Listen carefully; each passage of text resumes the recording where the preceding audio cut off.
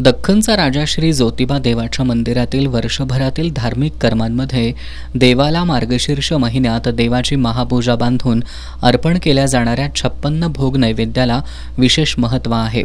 प्रथेप्रमाणे यावर्षी सुद्धा श्री पूजकांनी श्री ज्योतिबा देवाला 56 भोग अर्पण केले. दख्खनचा राजा श्री ज्योतिबा देवाचा अवतार हा ब्रह्मा, विष्णू, महेश आणि जमदग्नींचा रवांश तसंच 12 सूर्यांचा तेज यांचा एकत्रित अवतार असल्याची भाविकांची श्रद्धा आहे.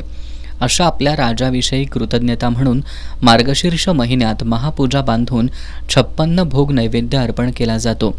यावर्षी सुद्धा अमरझुगर सर्व पुजारी आणि गुरव समाजाच्या वतीनं ज्योतिबा देवाची महापूजा बांधून 56 भोग अर्पण करण्यात आला. या 56 भोगामध्ये दही, भातपासून ते वेलचीपर्यंत 56 पदार्थांचा समावेश होता.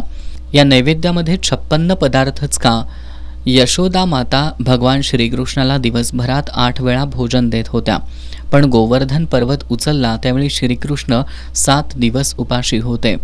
त्यावेळी यशोदा मातेसह गावकऱ्यांनी त्यांच्यासमोर 7 दिवस 8 प्रहर अशा हिशेबानं 56 पदार्थ तयार करून त्यांच्यासमोर ठेवत कृतज्ञता व्यक्त केली होती.